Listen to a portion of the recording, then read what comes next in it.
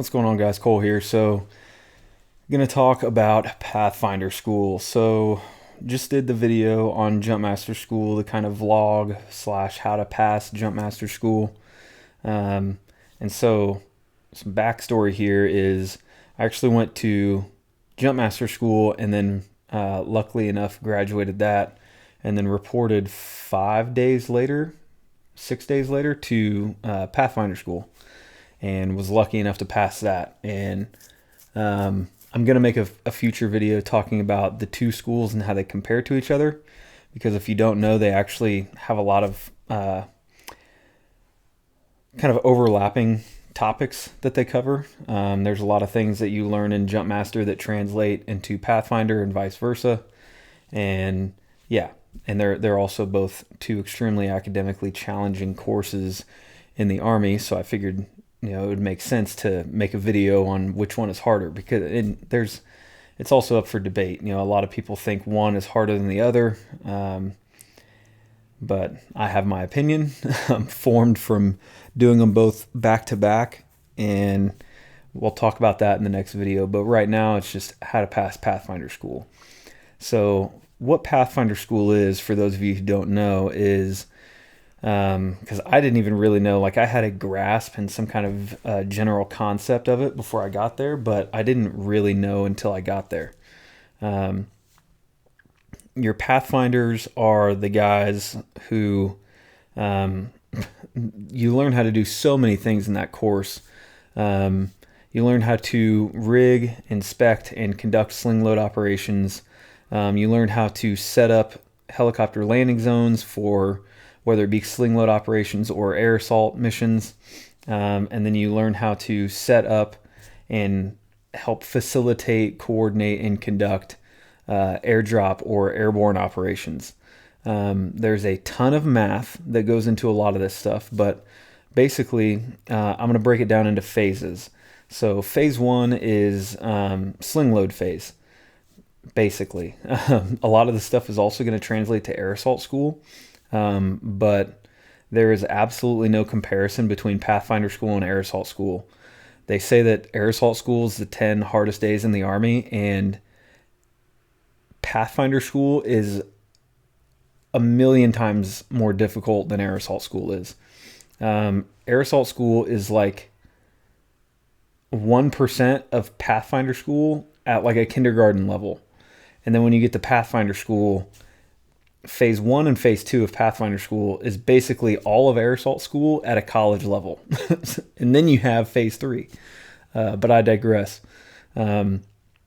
Phase one is sling loads. So a lot of the stuff, if you've been to air assault school, is going to be very familiar to you, where you have to learn sling load deficiencies, how to identify them, and you learn your sling load inspection sequences and stuff like that. And a lot of this stuff parallels air assault school sling load phase, except you actually have to memorize nomenclature and deficiency nomenclature, because you actually have to fill out a DA form inspection sheet, a sling load inspection sheet. I can't remember the DA form off the top of my head. And you actually have to fill that out by nomenclature, and you get graded on that. So you can't just go around saying deficiency on everything with a grader walking with you.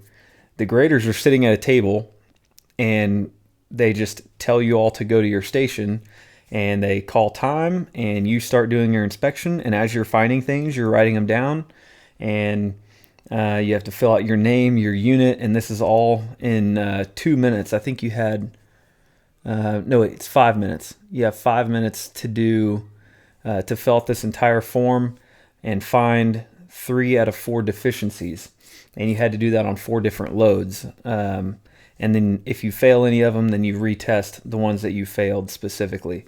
But you had to actually know your nomenclature, your deficiency nomenclature.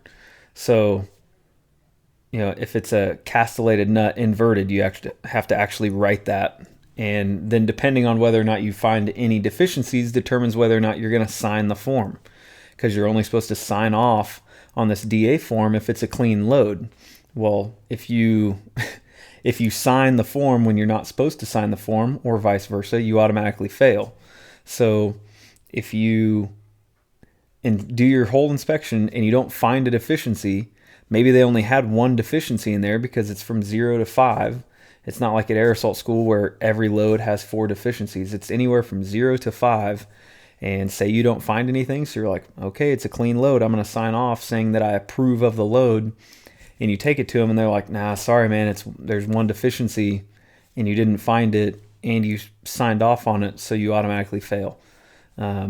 It's difficult, but it's doable. I actually failed one sling load. I failed the A22 cargo bag, which was humbling because at air assault school I went for 4 for 4 on all of my sling load inspections. But then at this one, I found pretty much all the deficiencies on every load except the A22 cargo bag, which I found all of them, but I didn't remember the nomenclature deficiency. And so I wrote the wrong deficiency nomenclature. And because I wrote the wrong thing, I missed it. I didn't call the right thing, and I created a new deficiency. So I missed one and bought one, which was an automatic fail. So I had to retest on the A22 cargo bag, and then the second time it was a clean load, so it was pretty easy, and we were good to go. Phase 2 is HLZs, helicopter landing zones. This is where you start getting into the math, and it seems overwhelming at first, and it's only because you haven't started drop zone phase yet. But it is a steep learning curve. They don't give you a lot of time to digest and to memorize things. You'll get a chart, you'll start learning your equations, and they expect you to memorize the equations, when you're supposed to use the equations, what numbers are supposed to go into your formulas, and a lot of the information comes off of the memorization sheet that they give you. And so you have to remember this entire sheet to plug the numbers in for your formulas, and they just start stacking formulas on top of you. And then the worst part about HLZs and for your exam, because it's just a written exam, I think it's a 100-question written exam, and a lot of it's general knowledge. Some of it is a little bit of math, but the lazy H, if you've been to Pathfinder school, you probably remember the lazy H, and it's basically a chart that you lay out. There's a few different small equations that you have to fill out in them, but it's really complicated. I'd have to get really deep in the weeds to explain it, but the lazy H sucks. It's a very time-consuming math problem that you're doing to calculate for exact times. So it's basically like, your first load on this air assault mission arrives at this time. They're riding this aircraft with this many packs, and SP time is 045. What time will the 6th load have boots on ground? And so you have to do this entire calculation over and over and over again until you get to the 6th group, and it sucks. It's just time consuming. Once you get to Pathfinder school, if you're watching this, I'm assuming that you're going soon. Once you get to the lazy H, you'll know what I'm talking about, and it's the most annoying part of HLZs. Phase 3 is drop zones, and drop zones, I've heard some people say that they had a harder time in HLZs than they did in drop zones, and I have no idea what they're talking about, because drop zones is a monstrous phase. It has one written exam, which is basically 6 tests being conducted simultaneously,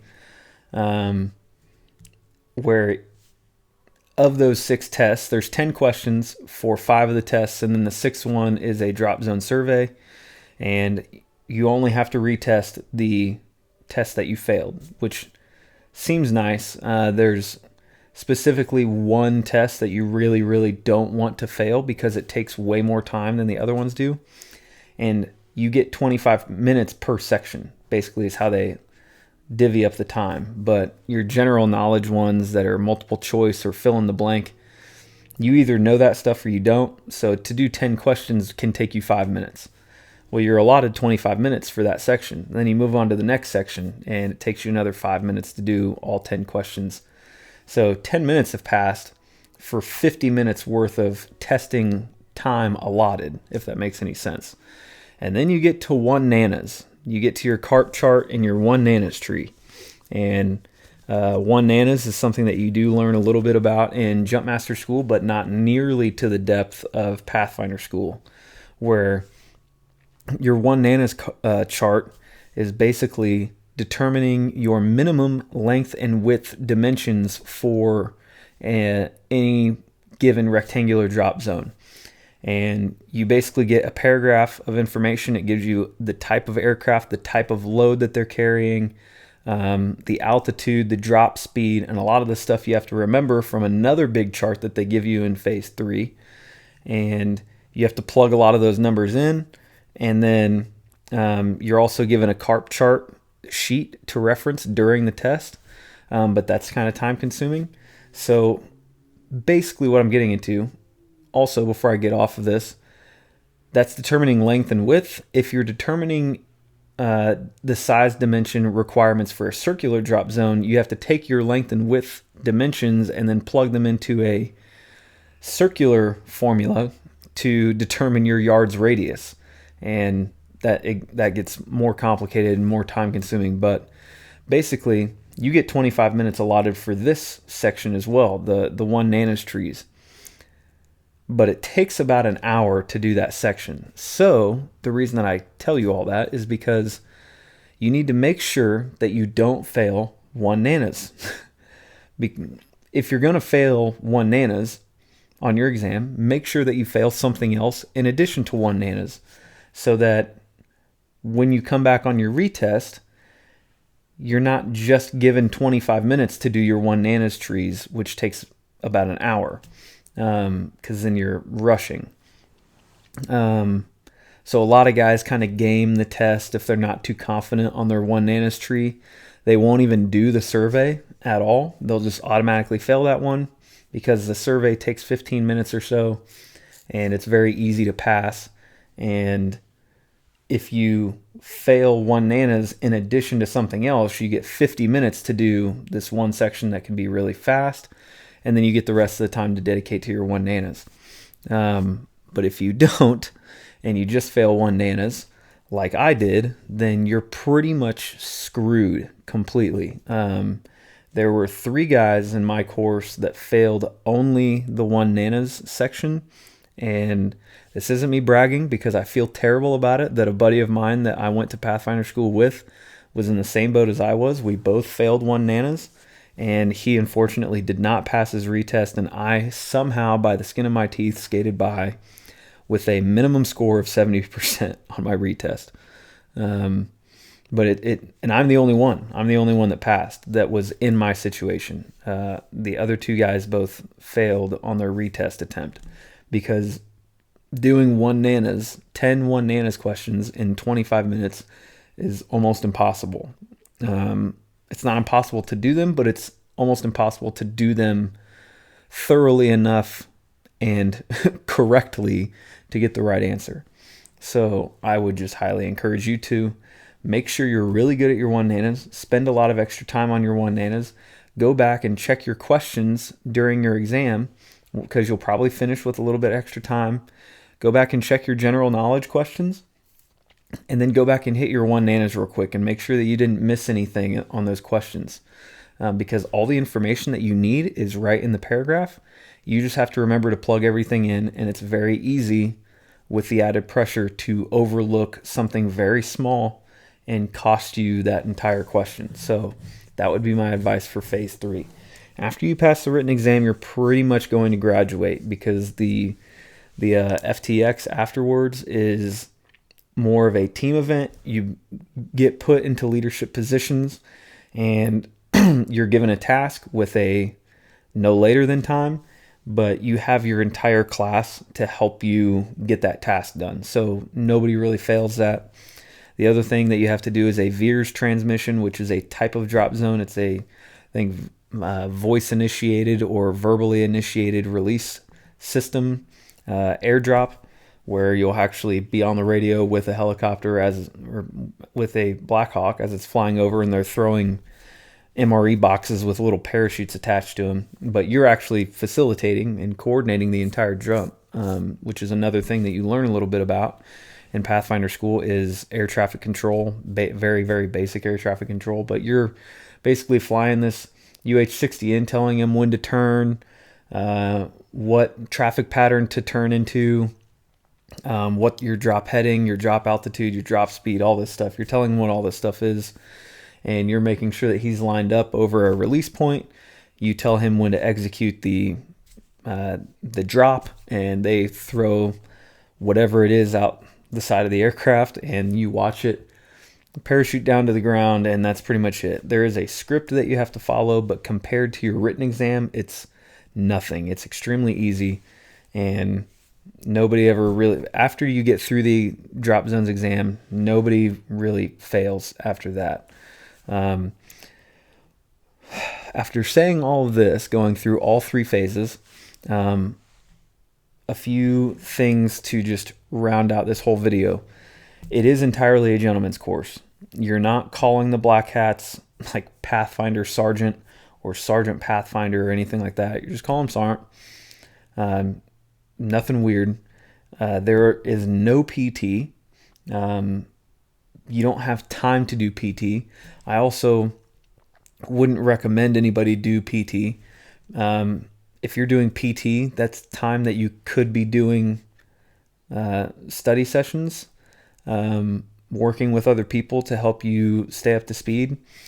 So I wouldn't recommend doing PT. Before you show up, I would recommend that you only study your nomenclature and your deficiency nomenclature. Be really spun up on those two things because it'll help you in phase one. Everything else you just need to learn once you get there. If you start learning things like formulas and stuff before you get there, it'll probably just confuse you in the long run. So don't try to be too ahead of the game. Just learn it as it comes and just be spun up on nomenclature and deficiency nomenclature. I think day one you have a nomenclature test, which is a drop test. So yeah, don't fail that. Yeah. There's probably going to be a time during phase 3, during drop zones, where you experience complete mental burnout. Everyone in my class hit a point of complete mental burnout. For me, I felt like I was like having a stroke. Like I couldn't do any of my basic math problems correctly. I couldn't read properly anymore because you're just doing these problems so much over and over and over again that eventually your brain just gets bogged down and you just start messing up really stupid little things. So just expect that a little bit. Expect to hit a point of mental burnout, but there is a second wind on the back end of that. So I hit my mental burnout like a day before everybody else did. And so that day, when everybody else is feeling terrible and feeling like they were stroke patients, I was feeling great. I was doing everything properly. And I was back to feeling really confident about everything. But another big tip is actually listen to the instructors when they tell you to get sleep, when they tell you to walk away from your math problems, and when they tell you to just go take a break, go call somebody. If you brought a video game or something like that, or you want to watch Netflix or YouTube or scroll Facebook, do anything besides Pathfinder related things. There really is something to that. And so for me, I struggle a lot with being in courses and I start kind of getting ADD'd off topic. I'm not focusing on what I'm there to do. And I start asking myself, are you doing everything you could be doing to pass right now? And you just have to accept that taking those breaks is like a small investment in your own mental status. Because if you just keep hammering stuff, you're just going to continue to be burned out. You have to take breaks. You have to get good sleep. You have to try and eat as well as you can. Take those breaks. Like, if you're not getting stuff right, Maybe call a family member, go take a shower, sit in your bed and just scroll Facebook, do whatever, go take a walk or something, but don't think about Pathfinder stuff for a little bit. Like, they told us that, they really emphasized that. And I saw some guys that really suffered and struggled because they didn't take that advice. They just continued to hammer stuff. And I think that it ended up hindering them in the long run more than it helped them. So that's pretty much all my advice for Pathfinder School. That is what all of Pathfinder School is about. I gave you a very base level summarization of what Pathfinder School is. It is absolutely the hardest school that I've ever gone through. And it really says something about how difficult that school is when you have to have a 110 GT score to get in there. So there's an academic like aptitude requirement just to get there. There's no physical events whatsoever, and they still have a 60 to 70% attrition rate, like consistently. It's just because the school is that hard. So after going through it, I don't even really feel like I should have the badge because I came so close to failing it so many times, and I don't feel like I'm smart enough to actually wear that badge. I don't know how I passed. But I absolutely have a newfound respect for everybody that I see wearing the Pathfinder torch, because I did not understand how mentally demanding that course is. And now I do. And I would not want to go back there to do that course again. But yeah, that's pretty much it. So if you guys are going to Pathfinder School, good luck. Reference this video as you get into new phases, and check back in on my tips that I'm giving you. So as things become more relevant, because if you haven't even gone yet, a lot of the things that I talked about in phase 2 and phase 3 aren't even going to make any sense to you. So as you get into your next phase, come back and reference this video and get my little tips and tricks for the next phase and kind of what to expect a little bit. But it is a fun school. It is a very challenging school. It's a very humbling school. And holy crap, do you learn a lot. Absolutely the most informative school that I've ever been to, the most challenging school I've ever been to. And they're talking about getting rid of Pathfinder School. So I think that's a terrible idea, in my opinion. But, go get your torch before you can't get your torch. So if you pass the school after watching this video, make sure to come back and leave a comment letting us know, because we've had a few guys with our Air Assault School video do that, and that always feels really cool, knowing that people watched my video, went off and passed the course, and then come back and says like, hey man, your video really helped me out, and you laid everything out exactly how it went. So I like hearing that stuff, so make sure you come back and let us know how you did. And yeah, good luck.